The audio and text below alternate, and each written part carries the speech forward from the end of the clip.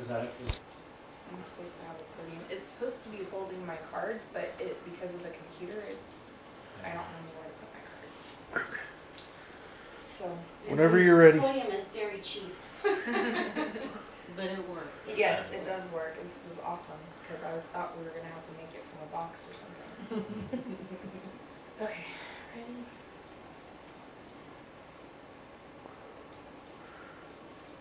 Tonight I would like to give you some information about our current epidemic of childhood obesity. According to Carol Modica and Lisa Inge, and I quote, "The United States, Ireland, Greece, and Portugal have the highest incidence of overweight children. About 14% to 15% of all 15-year-olds in the United States are obese, and approximately 22 million children under the age of 5 are considered overweight.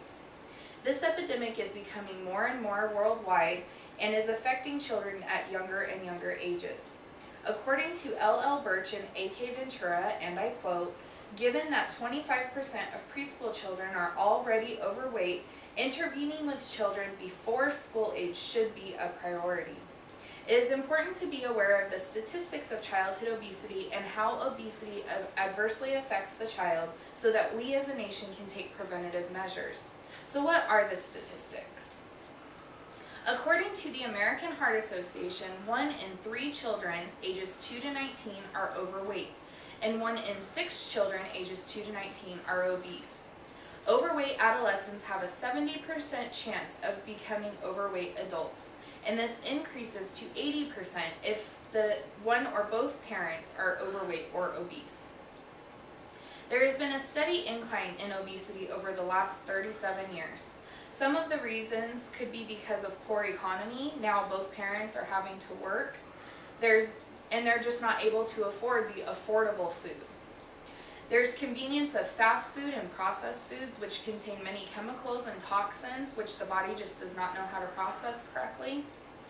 So what do these statistics mean for these overweight and obese children? There are many health concerns being presented now.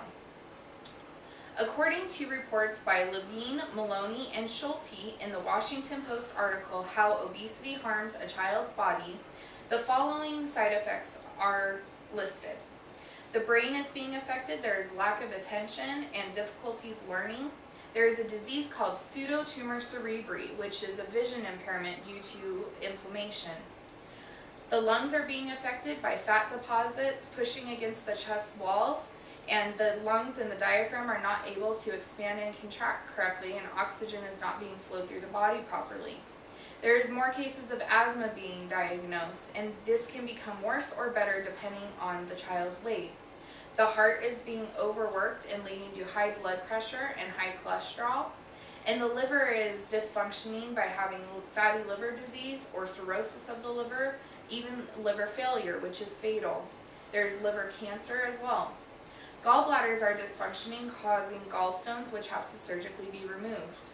The pancreas is being overworked and has to produce more and more insulin, eventually turning into diabetes. The pancreas can also become insulin resistant, according to Levine, Maloney, and Schulte. So how can we protect our children from this horrible fate?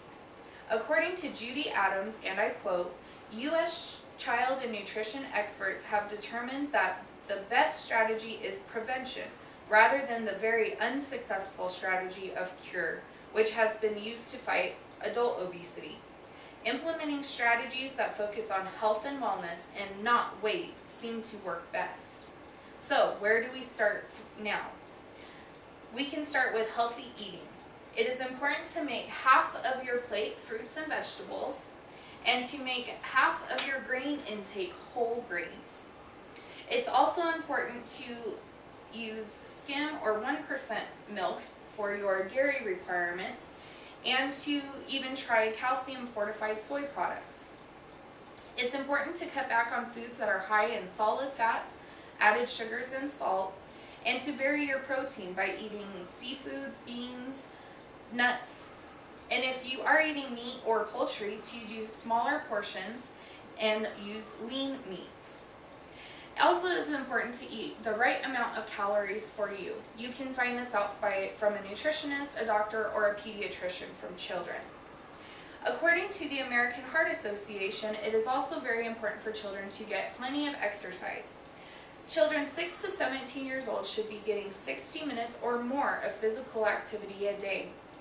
A majority of these 60 minutes should be aerobic exercise and include vigorous activity. Also include strength training like gymnastics, push-ups, sit-ups, and bone strengthening activities like jump roping and running. Awareness will be the key to prevent these diseases and their adverse effects. So now we know the statistics and what happens to these children when they are overweight and obese. It is the responsibility of the adults and caregivers in their lives to take preventative measures against obesity. I encourage you to think about what you can do to prevent obesity in the lives of the children that you interact with. Thank you.